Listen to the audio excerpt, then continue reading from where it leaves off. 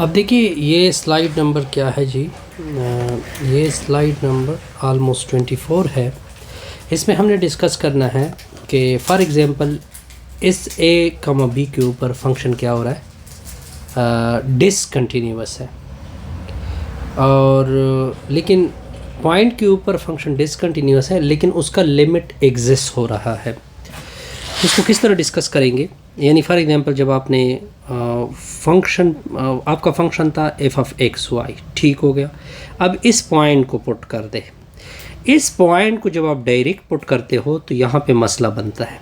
यहाँ पे क्या बन रहा है, मसला मेरा मतलब होगा कि यहाँ पे आप इन्फिनिटी की तरफ जाते हैं जब पॉइंट डायरेक्ट आप पुट करते हो। लेकिन जब आप लिमिट इज़ अ लिमिट देखते हो तो लिमिट पे तो कुछ रिज़ल्ट मिलता है। यानी फॉर एग्जांपल जब मैं इस पॉइंट को एक्स वाई को अप्रोच कर देता हूँ a कामा b के ऊपर, यानी किसी function f of x y को, तो मुझे कुछ लिमिट l मिल जाता है। लेकिन देखिए यहाँ पे इन्फिनिटी की तरफ जा रहा था डायरेक्ट, यहाँ पे कुछ लिमिट बन रहा था। जब ये पॉइंट डायरेक्ट पुट हो रहा था इन्फिनिटी की तरफ जा रहा था, लेकिन लिमिट तो कुछ दे रहा था। लेकिन हमें तो दोनों कंडीशन इक्वल भी होने चाहिए और यहाँ पे कुछ वैल्यू भी आनी चाहिए। तब हम जाते हैं कि ये पॉइंट के ऊपर फंक्शन की क्या आ गई, डिसकंटिन्यूटी आ गई।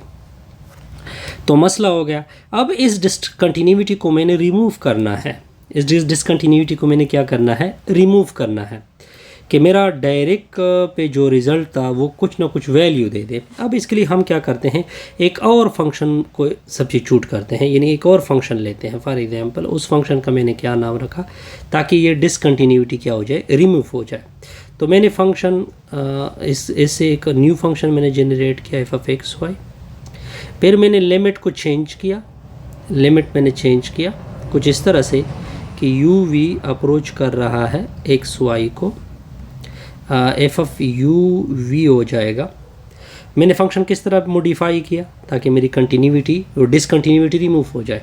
मैंने कुछ इस तरह से किया कि जब मैं एज अ लिमिट दूंगा ये वैल्यू, यानी जब मैं एज अ लिमिट दूंगा तो मुझे एफ ऑफ एक्स मिलेगा, लेकिन जब मैं ये वैल्यू एफ ए कमा बी डायरेक्ट पुट करूँगा तो ये एल मिल जाएगा।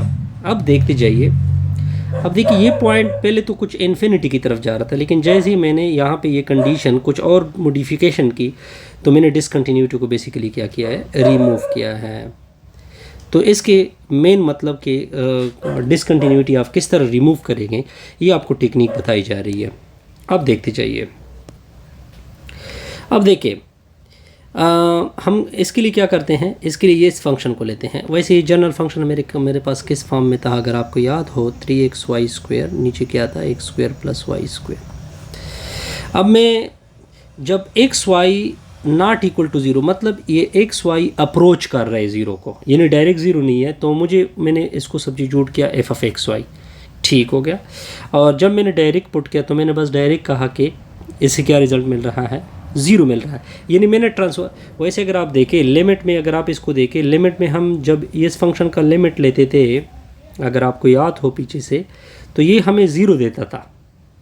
वो 0 इसको मैंने चेंज किया, इसको मैंने इस तरह से चेंज किया, ठीक है। लेकिन जब मैं इसको डायरेक्ट पुट कर रहा था तो मुझे डिसकंटिन्यूटी आ रही थी। क्या आ रही थी, डिसकंटिन्यूटी आ रही थी। उस डिसकंटिन्यूटी से बचने के लिए, उसको रिमूव करने के लिए मैंने ये टेक्निक यूज़ की कि इसको फंक्शन को स्प्लिट अप किया कि जब अप्रोच टू 0 है तो मुझे एफ ऑफ एक्स वाई मिल रहा है, जब 0 आ रहा है यानी चेंज के इन अदर वर्ड।